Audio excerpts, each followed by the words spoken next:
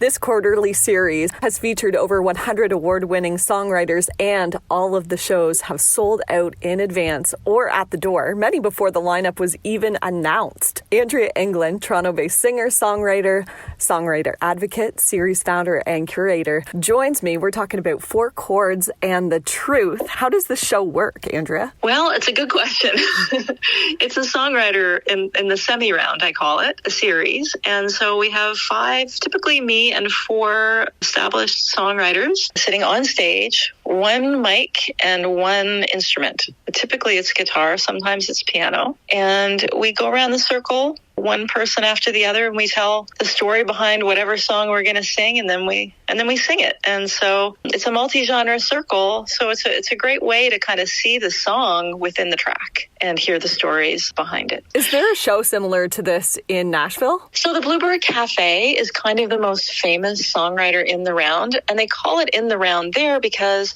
it's actually in a round. 4 people sitting in a circle. And from what I understand, the original Bluebird style songwriter circles, it was born out of songwriting sessions where, writers would play their new songs for each other.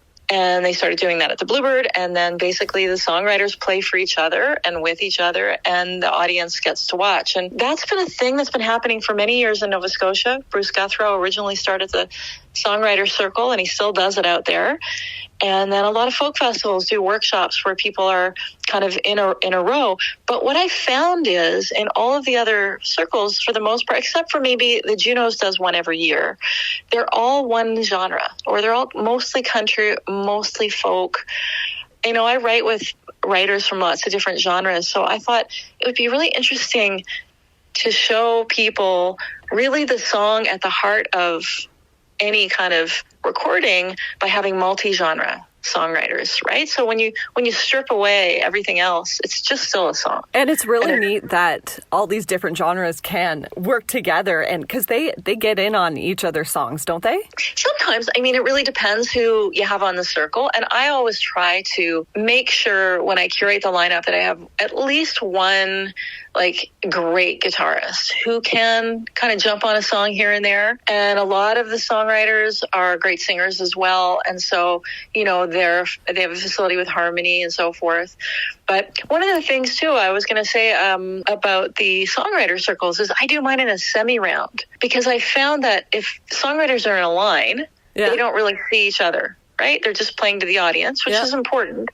And if they're in a circle, they always have, someone always has a back to their audience.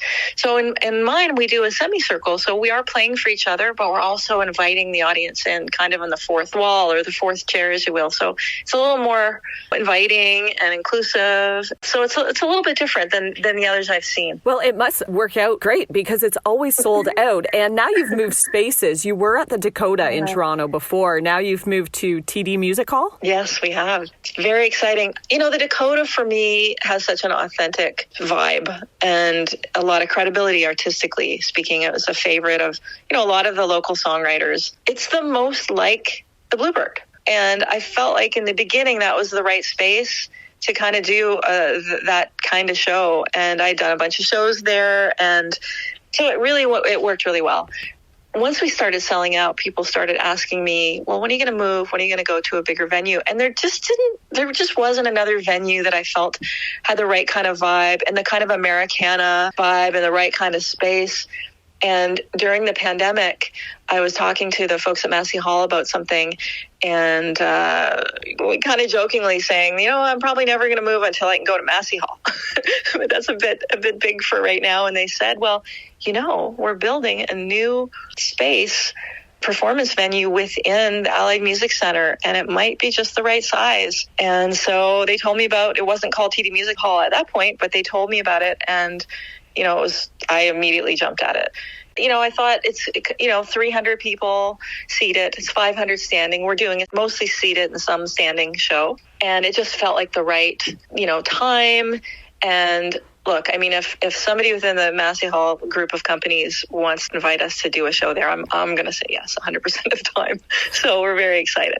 And you have another sold out show tomorrow with an incredible lineup. Do you have some surprise guests too? Oh yeah, that's part of the fun of it, right? We always have. For every single show we've had, multiple. And I will say, Miss Serena Ryder really started us off. Our very first show was Liz Rodriguez. She's on this lineup again because she was at the very first show in 2015, and we've written a ton since then, and we're good friends, and she's extraordinary. And so I wanted to have her as part of this kind of first night as well. But the very first night was Liz. It was Paul Reddick. It was Colin McDonald from The Truth and me. And Serena and Colin had just previously done a duet for, I think, one of her records. And she knew about the show. And so she came down, and she was a surprise guest that first night. She jumped on a song with him. And that really, honestly, after that first show, people were like, when's the next one? And it wasn't a series then. It was just a show, right?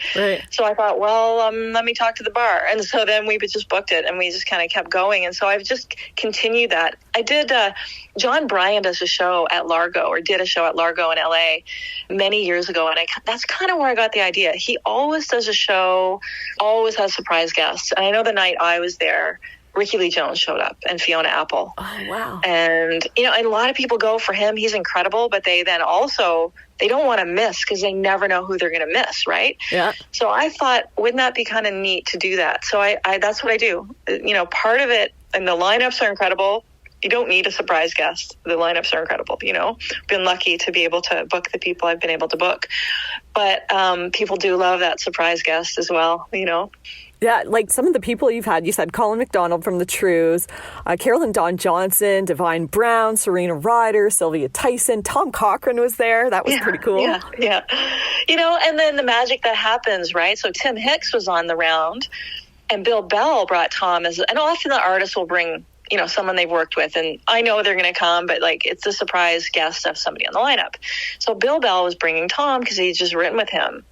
But Tim Hicks was a massive Tom Cochrane fan. And I have this great picture of them talking backstage. Yeah, and later I saw it. on, Tim ended up opening and joining Tom on one of his shows, and they met at Four Chords, right? So that's the kind of magic that can happen when you have a multi-genre circle. You must have made his day. His year. Oh my goodness. Well, I think Tom made his day. But, one of the other circles too was we had Julie Black and Justin Rutledge on the circle. And I mean, you don't get to hear or see great artists of, a great R&B artist and then like a folk kind of journeyman on the same stage, impromptu singing harmonies for each other. Like, it just doesn't happen, right? So, but it does at Four Chords. So that's kind of what I get myself in a bit of a pickle because every lineup, I'm like, people will say, well, how are you going to beat that one? And I don't. You can't beat them because they're all of these writers are great, but it's just about making them a little bit different every time, and the chemistry and the ingredients of that cake that we bake. It just somehow managed to do it. So it's exciting. How many years and how many shows have you done? I think it's since 2015, so for a year. So we've done, and there was a pandemic in the middle. We did one online show. I did one show at the Bluebird, actually. Oh, I curated around at the Bluebird Cafe in Nashville. I did one at Dalhousie University. And then we've done, I think, 21. 21? Yeah. So we're now legal. And so are you planning, you're planning for this year and into 2024? Or does the 2023 go into 2024? I'm starting slow. It's a new venue. It's a bigger capacity. And, honestly, when we put the first show, I say way back, when I put the first show on sale back in February, I didn't know, right? Well, Dakota was 125 people. Yeah. And it had been a couple of years and COVID and everything else. I didn't know what was going to happen. And actually, I had to pretty much put it on sale pretty quickly. And Massey Hall, they were generous and they said, hey, do you want to be included in our venue announcement? Yes, please. Yes, please. Yes, I would love that. That would be awesome. They were like, great. Well, it's happening in a couple of days. Do you have your lineup? And I said, no, I don't have it yet because, I had to wait for the announcement. And there are logistics when you're dealing with a big venue and so forth and, a lot of moving parts. And I said, you know what? February, let's just go out on the brand and we'll see how it does. And if we don't, sell on the brand, when we announce the lineup, I know we'll sell. And you know what? We sold out pre-sale in 11 hours. And you didn't have the lineup. And with no lineup. I mean, we saved some for the on sale a couple of days later. Like the pre-sale, I think, was maybe 80% of the tickets. Yeah. And so by the following Monday, some of them were, seats, and it was sold out. So I have the great pleasure of then inviting songwriters to play a sold out show. Yeah, that's great. For the next one, because this one tomorrow is sold out, do you know approximately when the next one will be? Is it? I do. So we booked one show first. Yeah. And of course, it's like, let's see how it will go. Let's see how this one sells, and then we'll talk about a series. The following week, I had more dates. So we are now November 16th. I'll be announcing it kind of at the show, but November 16th. And that will actually go on sale at 10 o'clock on Friday morning. Oh. So we're going to do 2 this year. We have another date for May next year. Yeah. And we'll see what we might fill in. I'm going to start with a couple a year. It's a bigger venue. We may do 3 next year. We'll see how it goes. It's an honor to be in that space and great group of folks to be working with. Very exciting. And you're adding the TikTok seat. How's that going to work? There are a lot of songwriters who are great, but they're not just quite established yet. They're not well known, but they can hold their own, right, on a circle like that. I work a lot with young artists and emerging artists and songwriters. And I wanted to give them a chance to kind of be a part of the magic and also introduce what they're doing to these other writers and maybe create future collaborations and so forth. So I started giving up we do 3 rounds of song. I started giving up my seat and my song in the second round to let an emerging songwriter come up and sit in my seat and do a song on the circle. So I've just done that for every show. Awesome. So we've had everybody from, we've had Melissa Bell, we've had Neffy, we've had Kalina Raquel. We've had some great, great writers in those circles. And in fact, Jessica Mitchell was in my seat year 2. Yeah. And then was on the round in year 5, so you see the progression from an emerging songwriter to an established songwriter. So it's been a fun thing. And so we got to know the folks at TikTok a little bit last year. And when they saw we were launching this new venue and kind of congratulated me on it, I said, well, hey, we have this seat and your platform is a place where it's a great discovery vehicle for new creators. Absolutely. So, why don't we call it the TikTok seat? What do you think about that? So they were like, yeah, let's do that. So we've named it. It's now the TikTok seat. And so working collaboratively with them to find the person for this seat, I get 100% curatorial control because it's really important that whoever's in that seat, that there's chemistry with the rest of the round and so forth. So this will be the inaugural TikTok seat performance tomorrow night. We have Adrian Mitchell in that seat, and he's from the local area. So I saw his post on your Instagram. Yeah. And you can 500,000 followers or something. I think he's emerging. Yeah.